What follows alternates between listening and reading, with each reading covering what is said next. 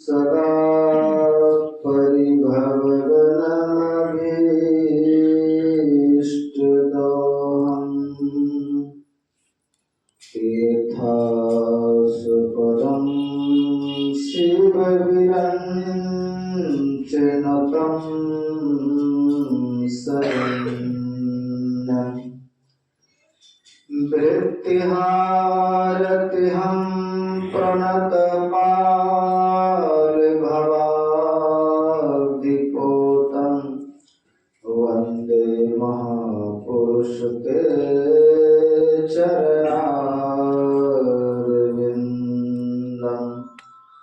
आदि गुरुदेव अनादि गुरुदेव अनंत गुरुदेव अखिल गुरुदेव शरण गुरुदेव शरण गुरुदेव श्री गुरु महाराज चरणारविंद नमो नमस्ते। बोलिए सद्गुरुदेव भगवान की जय। गुरुदेव भगवान की जय। गुरुदेव भगवान की जय। अखिल विश्व ब्रह्मांड नायक परम पिता परमात्मा सद्गुरुदेव के चरणों में कोटि नमन। मुद मंगलमय साधु समाज, उपस्थित धर्म प्रेमी सज्जनों, भक्तिमती माताओं एवं आदरणीय ग्रामवासी,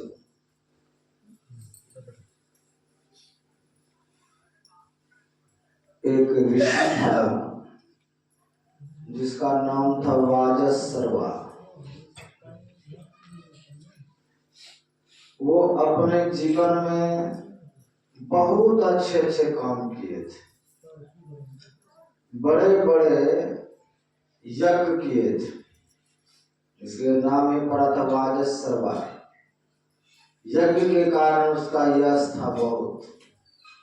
धीरे धीरे जब वो वृद्ध हो गए तो सोचा कि अंतिम अधिवेशन अब कर लेता हूं, अंतिम यज्ञ कर लेता हूं, पता नहीं जिंदगी का क्या होगा।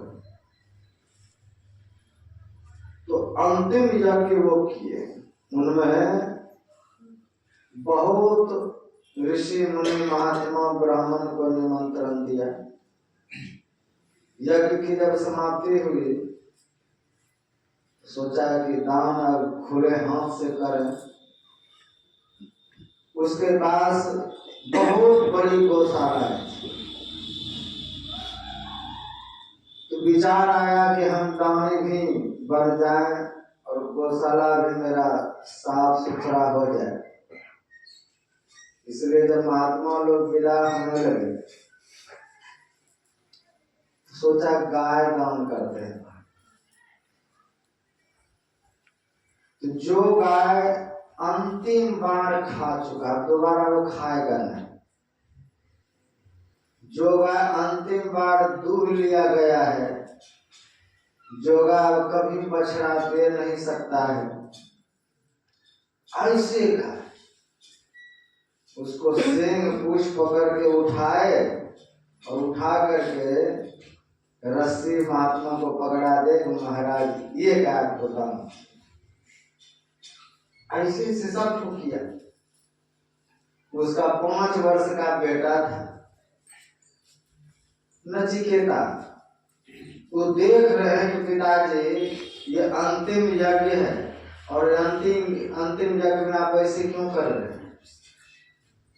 अगर बेकार की चीज ही दान करने से आपकी ख्याति हो जाए, बेकार की चीज दान करने से आपको अगर पुण्य हो जाए, तो पिताजी मैं भी तो बेकार ही हूँ। घर आप कमाते हैं, मैं खाता हूँ, कोई काम भी घर का नहीं करता हूँ। इसलिए जब बेकार चीज ही दान देने के लिए तुले हैं तो मुझे भी दान कर दीजिए।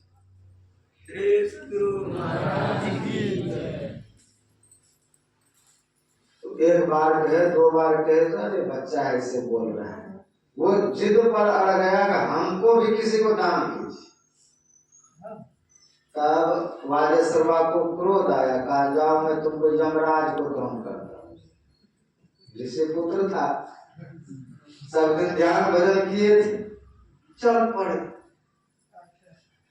भागवत महापुराण में आया कि पृथ्वी से 99,000 योजन दक्षिण दिशा में संयमनी तुरी। तो चलते चलते वहीं पर वो चला यमराज के सीधे घर पर। तो यमराज के घर पर गए हैं तो घर पर यमराज थे नहीं, उसका भी काला टूटी नहीं है। इस पूरे विश्व में कौन कब कहाँ किसका प्राण निकालना है उसका दूत जाता है, दूत लेकर के चले जाता है। जहां दूत से काम नहीं समझता है वहां स्वयं यमराज को जाना पड़ता है। तो जहां साधारण तरीका से झगड़ा न सुलझे, कहीं मुखिया जी जाते हैं, सरपंच जी जाते हैं फैसला कराने के, अंतिम में जाना पड़ता है। तो कहा यमराज को ही सीधे वहां जाना पड़ता है। यमराज 3 दिन तक अपने घर नहीं लौटे। तो यमराज की पत्नी ने देखा मेरे घर पर दरवाजे पर बालक आए हैं, इसका स्वागत करना चाहिए। पूछा कुछ खाओ पियो का, हम खाएंगे पिएंगे कुछ नहीं, हम सिर्फ यमराज से मिलने आए। यमराज 3 दिन के बाद जब आए घर पर, तो यमराज की पत्नी यमराज को समझाते हैं कि महाराज आप जब संसार में किसी को लेने जाते हैं तो आना चाहता है, तो कोई नहीं आना चाहता, उसको जबरन बांध के लाना पड़ता पास में। ये कैसा पाल ना, इसका समय हुआ है ना मुहूर्त निकला है, और ये आपके दरवाजे पर यहाँ चले आए, चल करके बिना तिथि के आए हैं, इसलिए आपका अतिथि है और अतिथि का सत्कार करना चाहिए। इसलिए उसको आपसे मिलने आया है तो आप उसका सत्कार कीजिए। तो खाने पीने के लिए पूछा तो कुछ नहीं खाया पिया। का 3 दिन तक मेरे दरवाजे पर भूखे प्यासे तुम पड़े हुए हो, इसलिए 3 वरदान तुम मांग। का वरदान क्या करेंगे मांग करके? पिताजी ने दान किया है तो आप रख लीजिए, का यहाँ जीवित को नहीं रखते, इसलिए तो वापस पृथ्वी पे जाना होगा। अगर वापस ही करना चाहते हैं हमको वरदान दे दीजिए। पहला वरदान दीजिए कि मेरे पिताजी क्रोध में जो दान किया है वो भूल जाए कि मैं इसको क्रोध करके दान कर दी, पहले जैसा प्रेम कर। ये भी ठीक। दूसरे नंबर में बिना कुछ पढ़े लिखे हमको समस्त ज्ञान हो जाए, ये भी होगा। तीसरे नंबर में का ये बताइए, जब शरीर को आत्मा छोड़ करके निकल जाता है तो क्या होता है?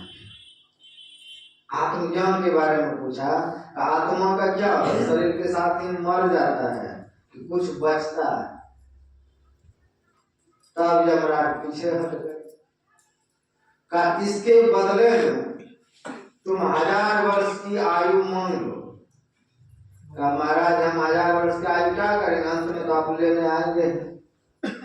तो मैं आपका लोक जाना नहीं चाहता हूँ, ऐसा कोई उपाय बताइए।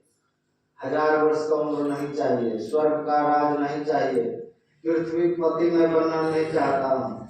मैं चाहता हूँ कि दोबारा आपसे मेरी भेंट ना